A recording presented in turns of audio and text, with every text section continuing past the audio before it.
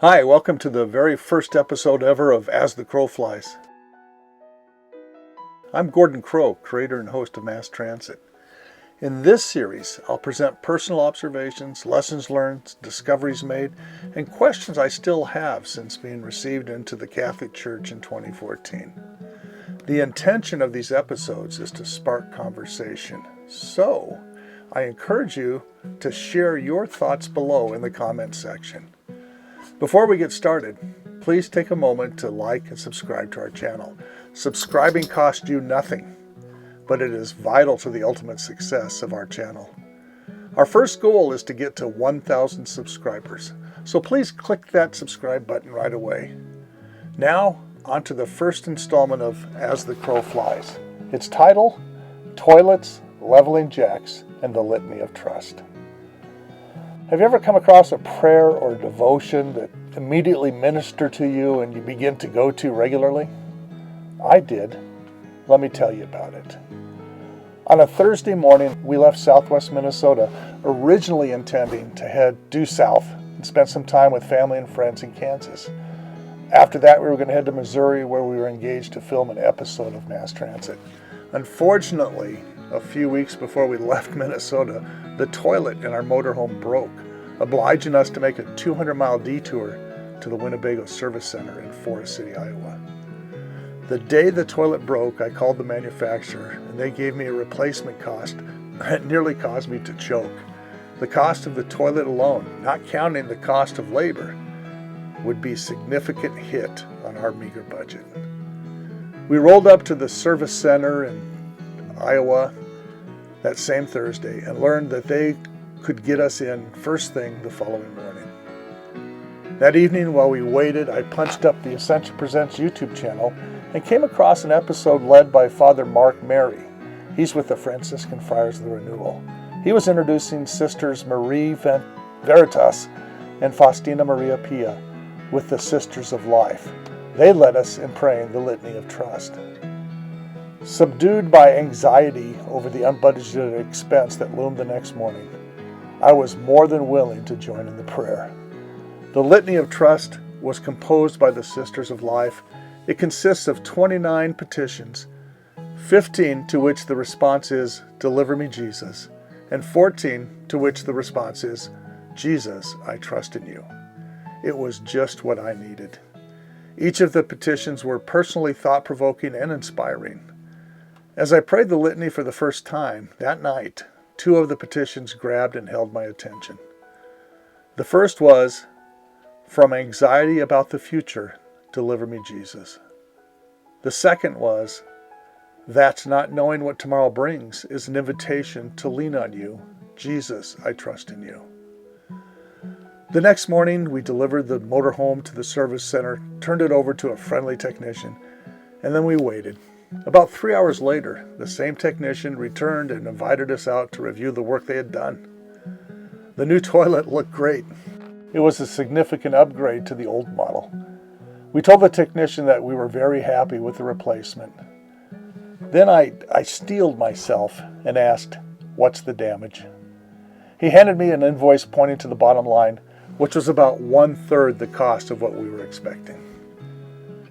There were very few days that I have missed praying the Litany of Trust since then. But that's not all of the story. It's not even the end of it. The Shrine of the Grotto of the Redemption is located about an hour from Forest City. The grotto has been described as a miracle in stone.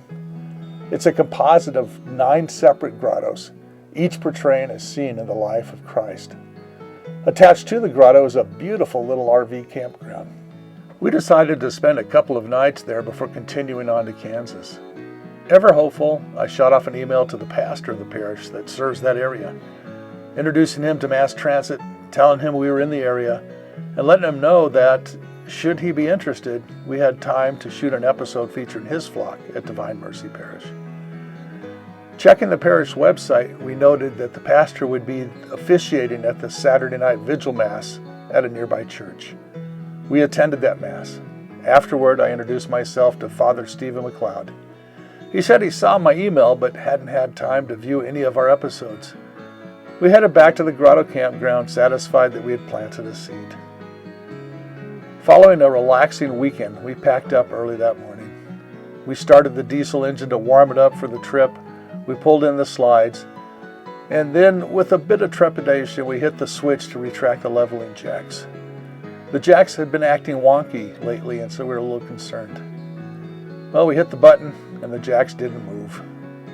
We tried again. The jacks didn't move. We tried a third time and saw 2 of the 4 jacks retract. 2 didn't move.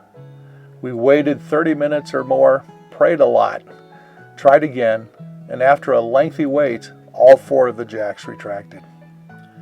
Being an hour away from the service center, we agreed that it would be best to return there and have the jacks looked at. Heading back, we were hopeful we'd get the same overnight service we'd seen just a few days before with our toilet. Checking in, we were given a number and told that we would be notified the afternoon before our rig could be worked on. We set up camp in the same spot as the week before and waited for the call. That call did not come that afternoon. It didn't come the second afternoon. The call didn't come the third afternoon. It did not even come the first week. Every morning we would pray the Litany of Trust. Every afternoon we'd wait for the call to come. Finally, 10 days later, we were summoned back to the service center. The tech assigned to us said the cost to repair the leveling jacks could range anywhere from several $100s up to more money than we had. He told us it would probably take until the late afternoon. He was right on the timing. Late that afternoon, we sat in the comfortable customer lounge watching other motorhome owners meet there with their techs and leave with their RVs.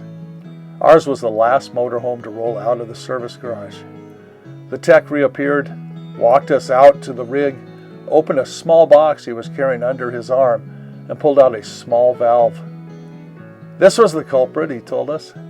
He explained it was a valve that controlled hydraulic fluid flowing to the leveling jacks. Cost? About 10% of the worst case scenario. All I could think was, Jesus, I trust in you. As we were loading up, getting ready to finally head out of state, I checked my email. There was a message from Father McLeod saying that he'd looked at our channel, really liked what he saw, and invited us to contact him next time he was anywhere near to North Central Iowa. It was with great joy that I called to tell him we're still here. We went back to the Grotto campground. Over the next few days, we met with Father McLeod and his staff and ended up producing an episode called You Can Always Come Home, the most successful MassTransit episode to date. The link to that episode is below in the notes section. Please watch it. That's my story of being led to the Litany of Trust. I still try to pray it daily. Not only did Jesus plant this devotion in front of me when I most needed to learn to trust in Him, but He is also using it to teach me to trust in Him going forward. So, do you have a go-to prayer or devotion? If you have, share it in the comment section below. Thank you for watching. Remember to subscribe and share our channel. Most importantly, please pray for us and know that we are praying for you. God bless you.